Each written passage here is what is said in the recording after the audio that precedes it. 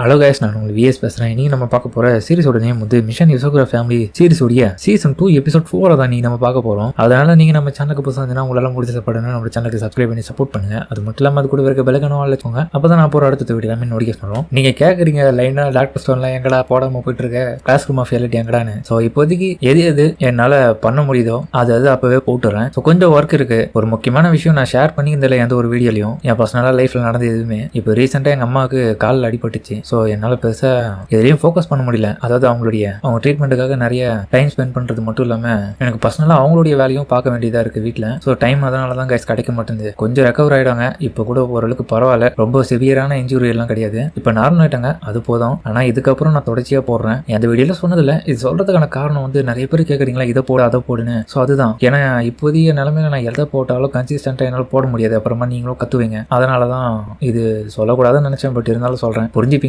அதில் எனக்கு நம்பிக்கை இருக்கு முழுமையா. ஸோ நீங்கள் கேட்குற கிராண்ட் ப்ளூ அப்புறம் இன்னும் நிறைய சீரீஸ்லாம் சொல்லிட்டு இருக்கீங்க. ஸோ அது எல்லாமே நான் போடுவேன். பட் இருந்தாலும் கொஞ்சம் வெயிட் பண்ணுங்க. ஒரு 1 வீக் ஆகட்டும். அவங்க ரெக்கவர் ஆகிட்டாங்கன்னா கண்டிப்பாக நான் தொடர்ச்சியாக போட பார்க்குறேன். சரிங்க, நம்ம கருக்குள்ள போலாமா? இப்போ டெஸ்ட் ரூம்ல வந்து எல்லாரும் வந்து வெயிட் பண்ணிக்கிறானுங்க. எவன் கோல்டன் ரேக்க வச்சுட்டு இருக்க ஸ்பை வந்து நமக்கு பெரிய டெஸ்ட்டுக்கு அவார்டு கொடுக்க போறாங்க. அங்க பார்த்தா நம்ம சீன்ஸோ வருவான். இவனுங்க எல்லாம் கத்தி எல்லாம் தூக்கி நிற்பானுங்க. எவன்டா அவன் வெளியே வாங்குறானு. அவன் வந்த உடனே இன்னொரு பக்கம் குட் மார்னிங் பா. இவனுக்கு இன்னொரு பக்கம் இவன் யுசோகுரா ஃபேமிலியை சேர்ந்தவன்ப்பா, இந்த வருஷம் வந்திருக்கான். அடேங்கப்பா, நான் எதிர்பார்த்தது போலியே தான் இந்த இடத்துல நடந்திருக்கு அப்படின்னு அந்த ரிப்போர்ட்டர் பொண்ணு பக்கம் வளைச்சு போட்டோ எடுக்கிறான். இன்னொரு பக்கம் நம்ம ஹீரோ எங்கடா பார்த்த உடனே போய் கட்டிப்பிடி பண்ணு பார்த்தா இவன் மூஞ்சில மட்டும் முடிக்கூடாது விட்டா நம்மள சாட்டில திரும்ப அடிப்பான்னு சொல்லிட்டு பின்னாடி போய் ஒழிச்சிக்கிறான். இன்னொரு பக்கம் பார்த்தா இது எல்லாமே கேமரா வழியா அந்த இந்த இடத்துல எல்லாரும் பார்த்துட்டு இருக்கேன். என்னப்பா நம்ம அசனம் நான் பண்ணிட்டு இருக்காரு. சீன்ஸோவை பார்த்து பயந்து அப்படியே ஒளிஞ்சிட்டு இருக்காரு. என்ன காரணமா இருக்கும்? ஒன்னும் இல்ல. சீன்ஸோவை பொறுத்த வரைக்கும் உனக்குதே தெரியும் அவன் எப்படியாப்பட்ட ஷையான ஆளுன்னு. கூடவே அவனை டிஃபீட் பண்றது ரொம்ப கஷ்டமான விஷயம். ஸோ தன்னுடைய ஃபேமிலியில் இருக்கிற ஒருத்தன் இந்த மாதிரி இடத்துக்கு வந்திருக்கான்ற விஷயம் வந்து அவனுக்கு பெருசா தெரியக்கூடாது. அதுக்காக தான். அப்புறம் சீன்ஸோவும் அடேங்க பண்ணா இங்க டசன் கணக்கில் பீப்புள்ஸ் இருக்கீங்க, நான் போயிட்டு வரேன்டா அப்படின்னு சொல்லிட்டு அவன் எந்த தூட்டு போலாம் பார்க்க கால் தடிக்க கீழே விவான். இவன் பண்ற வேலையெல்லாம் பார்த்துட்டு அங்க இருக்கிறவெல்லாம் இவன் டம்மி பீஸா ஒன்னத்துக்கும் உதவாதவனா அப்படின்ற மாதிரி பார்ப்பானுங்க. நம்ம செய்யணும் இவனுங்களுக்கு தெரியல. நம்ம ஆளு டம்மின்னு நினைச்சிட்டு இருக்கானுங்க. அவனுடைய டெரர் பீஸ் என்னன்றதை பார்க்க போறாங்க கொஞ்ச நேரத்துல. அதுக்குதான் நம்ம தலைமை அசனம் ஒழிஞ்சிட்டு இருக்கான். அப்படியா ஹீரோ உணர் பக்கம் செஞ்சோன்னா அவங்ககிட்ட மட்டும் மாட்ட மாட்டேன். எல்லாரும் அடிச்சு பிடிச்ச பிறகு நான் கடைசியா வந்து பாத்துக்கிறவன அவன் தன்னை பத்தி அறிமுகத்தை கொடுத்துக்கினேன். நீங்க எல்லாரும் ஃபர்ஸ்ட் ஸ்டேஜுக்கான எக்ஸாமுக்கு தான் வந்திருக்கீங்க. ஸோ பெஸ்ட்டை கொடுத்து பண்ணுங்க. முக்கியமா இந்த சில்வர் ரேங்க் கார்டுல வந்து நீங்க எல்லாரும் இந்த 3 விதமான ஸ்டேஜ்ல இருக்கக்கூடிய உங்களுடைய ப்ரொடெக்டர் அவங்களுடைய சைன் வாங்கிட்ட பிறகுதான் இதுல பாஸ் பண்ண முடியும். அப்புறமா தான் உங்களுக்கு சில்வர் ரேங்க் கார்டே கொடுவாங்க. ஹீரோவை யோசிக்கிறான், மொத்தமா 3 வாங்கணுமா? அப்ப இன்னும் மொத்த 2 என்ன அர்த்தம்? அப்ப அவங்க 2 பேரான்னு சொல்லிட்டு ஹீரோ யோசிக்க.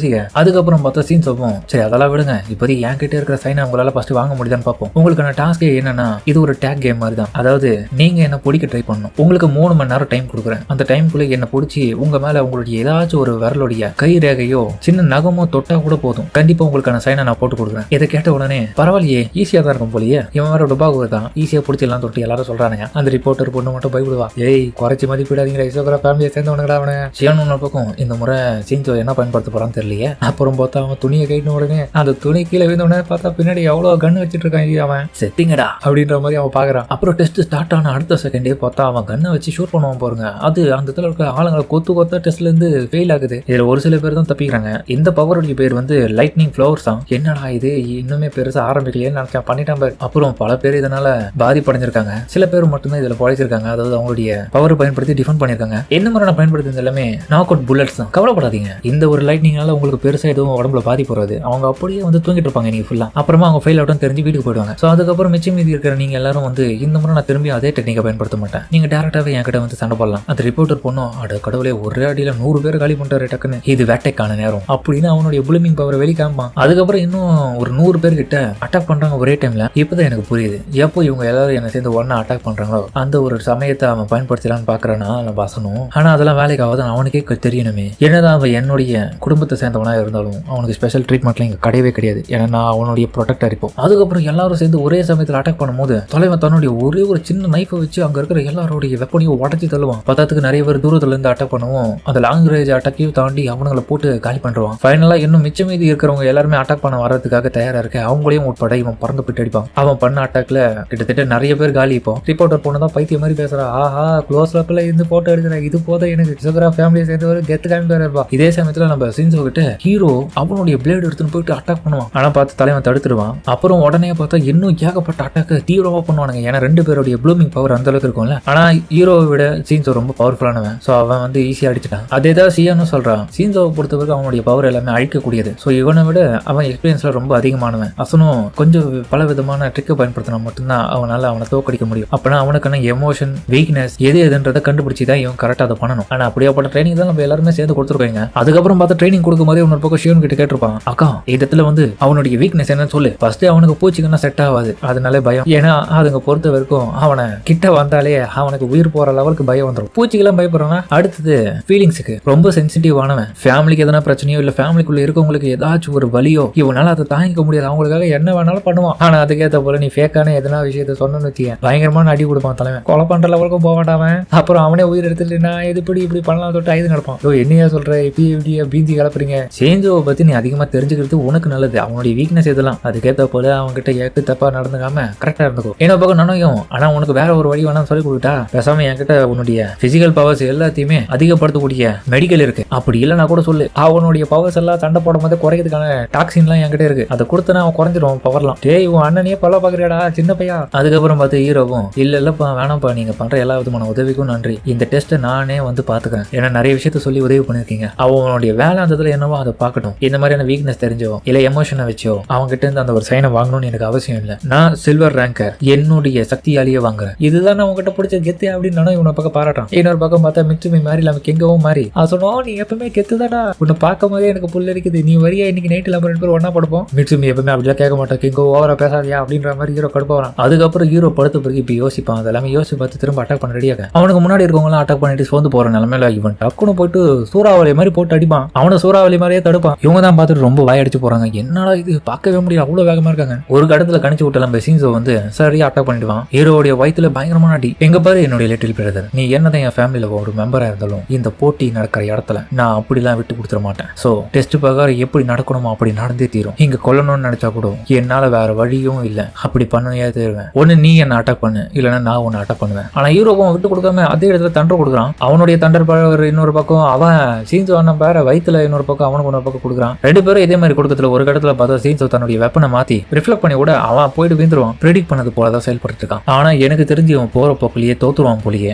அசனும் கண்டிப்பா உன்னால முடியாதுன்னு நினைக்கிறேன், விட்டு கொடுத்துரு. உன்னுடைய அண்ணன் உன்னை காயப்படுத்த பெருசா விரும்பல, இதுதான் உனக்கான முடிவுன்னு சொல்லிட்டு மன்னிப்பு கேட்டு அடிக்கிறதுக்கு போற சமயத்துல ஹீரோவோ டக்குன்னு ஏஞ்சி இது என்னால மட்டும் தனியா பண்ண முடியாதுன்னா வா நீ சொன்ன மாதிரி சாகர வரைக்கும் சண்டை போடுவோம். ஹீரோ அதுக்கப்புறம் பின்னாடி ஒரு கையை வச்சுட்டு அந்த இடத்துல இருக்க சுத்தி இருக்கிற ஆட்கள் எல்லாருக்குமே சிக்னல் கொடுக்குறான். நீங்க எல்லாரும் ஒன்னா சேர்ந்து எனக்கு உதவி பண்ணீங்கன்னா இவனை ஈஸியா பிடிச்சிட்டு நீங்களும் லைசன்ஸ் எடுத்த மாதிரி ஆயிடும், நானும் பாஸ் பண்ண மாதிரி ஆயிடும் சொல்லிட்டு உன்னொரு பக்கம் டீல் போட அவங்க உன்னொரு பக்கம் இவன் சொல்ற சிக்னல்ஸ் எல்லாம் புரிஞ்சுக்கிட்டு அதபடியே செயல்படுறாங்க. இதை பார்த்து ஷியோனும் ஒன்னா சேர்ந்து வேலை பார்க்க போறான் ஆசனும். இது நல்ல விஷயம் தான், பஸ் இருந்தாலும் எல்லாரும் உண்மையா இருப்பாங்களா தெரியலையே. சரி நல்ல ஒரு எதிர்பார்ப்போட தான் செஞ்சுட்டு இருக்காங்கன்ற மாதிரி பார்த்துட்டு இருக்கேன். பார்த்தா ஆசனம் சொன்ன மாதிரி அவங்க எல்லாரும் ஹீரோக்கு சப்போர்ட் பண்றாங்க. அவங்க எல்லாரும் பிரிஞ்சு போய் நிக்க இதை பார்த்து சீன் சொல்வோம்.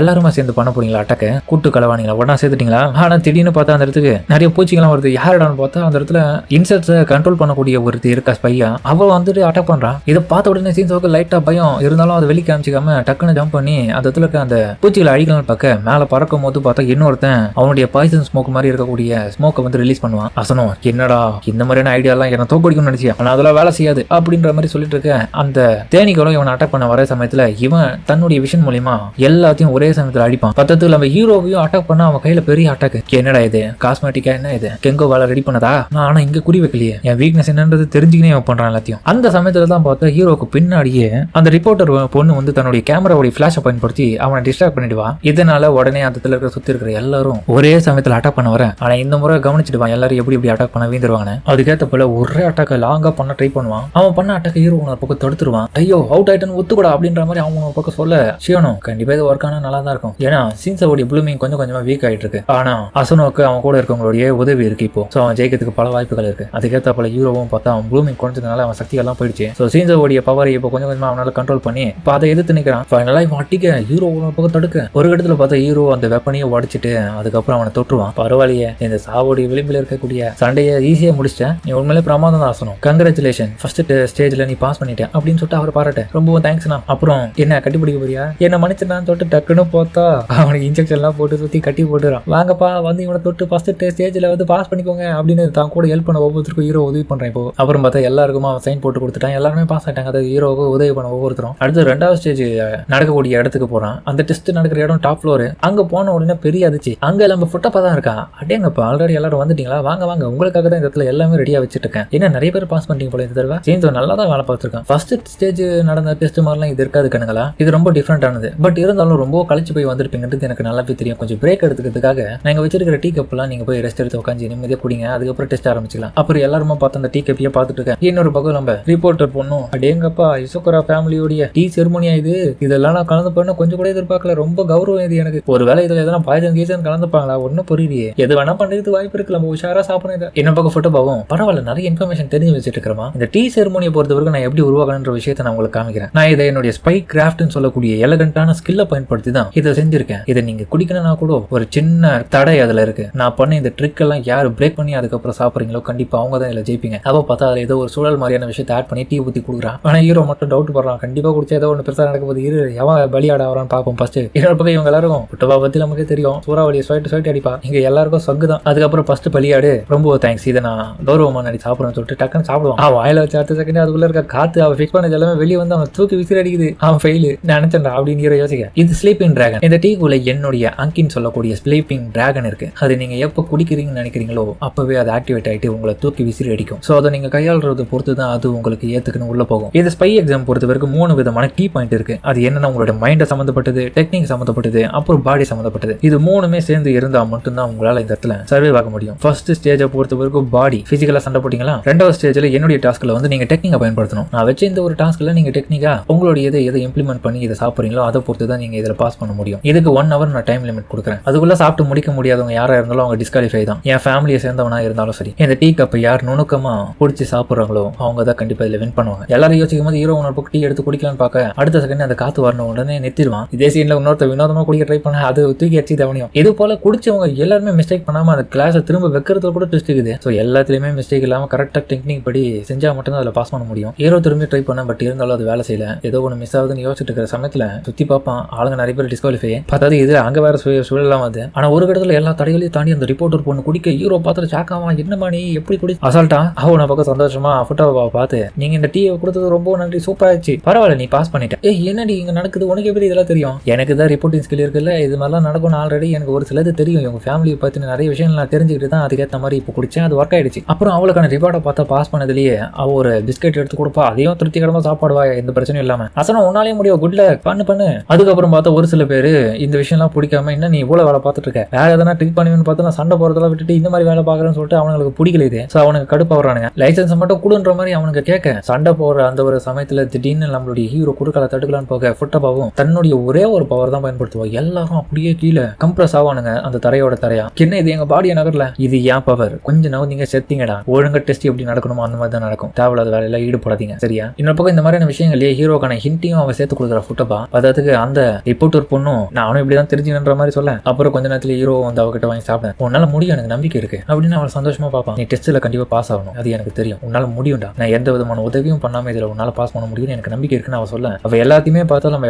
ஹீரோக்காக பார்த்துட்டு இருக்கா. கண்டிப்பா இவன் பாஸ் பண்ணுவான்னு நம்பிக்கை இருக்கு அவளுக்கு. ஏன்னா சின்ன வயசுலயே யாருமே வந்து நம்மளுடைய மிட்சுமிக்கு வந்து துணையா கூட இருக்க ஃப்ரெண்டு இல்லாம சமயத்துல சரியா நம்ம ஹீரோ தான் எல்லா விதமான உதவியும் சின்ன வயசுல இருந்தே பண்ணிருப்பான். ஹெல்ப் பண்றது, பத்தத்துக்கு அவளுக்கு ஃப்ரெண்டா இருக்கிறது அப்படின்ற ரிலேஷன்ஷிப் எல்லாம் நல்லா பில்ட் பண்ணிருப்பான். இருந்தாலும் ஹீரோவால அவனுடைய வீட்டுக்குள்ள மட்டும் சின்ன வயசுல இருந்தே போக முடியாது. அதுக்கான ரீசன் அண்ணக்காரன் அவன் உன்னோட பக்கம் பிடிக்காது அவனுக்கு. எங்க பேர் உன் ஃப்ரெண்டுன்னா வெளியவே வச்சுக்கோ, அவன் வீட்டுக்குள்ள வரக்கூடாது, என்னால அனுமதிக்க முடியாதுன்னு அவன் கடுப்புல பேசுவான். ஆனா மிட்சுமிக்கு இது பிடிக்காது. போட்டோ பார்த்தா அந்த சமயத்துல ஆறுதல் சொல்லுவான். ஸோ இதே நாட்கள் கடந்து போகுது, கொஞ்சம் கொஞ்சமா வளர ஆரம்பிக்கிறாங்க, மெச்சூரிட்டி ஆயிட்டாங்க, கொஞ்சம் பெரிய பசங்க ஆயிட்டாங்க. ஸோ இந்த சூழ்நிலையும் ஹீரோ ரொம்பவும் நல்ல ஃப்ரெண்டா மாறிட்டு இருக்கான். அப்படின்னு ஒரு நாள் தான் வந்து ஸ்கூலுக்கு போறதுக்காக வரத்துக்கு தயங்கிட்டு இருக்கிற சமயத்துல ஹீரோவும் எனக்கு தெரியும் வரவேல சில பசங்க கூட பிரச்சனை பண்றாங்க, அதெல்லாம் நீ அதை நினைச்சு ஃபீல் பண்ணாத மிட்சுமி, நான் உன் கூட இருக்கேன், எவன் என்ன பண்றான்னு பாத்துருவோம் அப்படின்னு சொல்லிட்டு ஹீரோ சொல்ற விஷயங்கள்லாம் கேட்டு ஃபுட்டு பார்க்க கண்டிப்பா இவன் தான் மிட்சுமியை நல்லா பார்த்துக்க போறான்னு நம்பிக்கை வந்திருக்கும். ஸோ அதுக்கப்புறம் தான் அவங்க அப்பா அம்மாக்கு ஆக்சிடென்ட் நடந்து ஹீரோ தனிமரமாயிட்டு இருப்பான். ஸோ அந்த சூழ்நிலையில மிட்சுமி தான் இது வரைக்கும் தன்னை நல்லா பாத்துக்கணும் அவன் ஃப்ரெண்டுக்கு, அவ பதிலா வந்து நிறைய விஷயத்த பண்ற, கூட இருந்து பாத்துக்கிறது, அவனை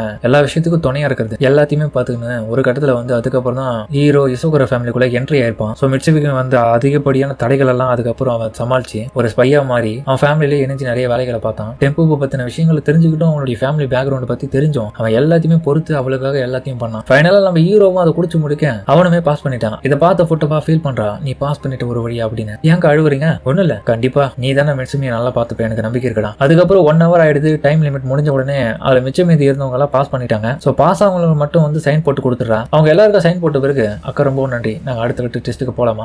போங்க, அப்படியே உட்காருங்க, போலாம் பாருங்கன்ற மாதிரி சொல்ல டக்குன்னு கீழே வீவாங்க. கீழே வீழ்ந்த உடனே பார்த்தா உள்ளுக்குள்ள நிறைய ஸ்பைடர் மாதிரி போட்டு எல்லாரையும் மாட்ட விட்டான். நம்ம கியோச்சிரன் சொல்லக்கூடிய பெரிய அண்ணகாரன் எல்லாரும் மாட்டிட்டு இருக்கிற சூழ்நிலை இவங்க ஒரு பக்கம் அங்க போயிட்டு டீ சாப்பிட்டுக்குனே ஃபைனல் டெஸ்ட் வந்து இந்த இடத்துல ஆரம்பிக்க போது எல்லாரும் ரெடியா அப்படின்னு அவன் சொல்றதோட இந்த இடத்துல இந்த எபிசோட முடிக்கிறாங்க. சரிங்க, இந்த வீடியோ அப்படின்னு கமெண்ட்ல சொல்லுங்க. மறக்காம கண்டிப்பா இந்த வீடியோ எல்லாருக்கும் பிடிச்சிருக்கும் நம்புறேன். பிடிச்சிருந்தா லைக் போட்டு நம்மளுடைய சேனலுக்கு சப்ஸ்கிரைப் பண்ணி சப்போர்ட் பண்ணுங்க. அது மட்டும் இல்லாம அதுக்குள்ள இருக்க பெல்லுக்கான ஆல் இருக்கோங்க. அப்பதான் நான் அப்புறம் அடுத்த வீடியோ எல்லாமே நோட்டிஃபிகேஷன் வரும். சரிங்க, நம்ம இதோட இந்த வீடியோ முடிச்சுமா.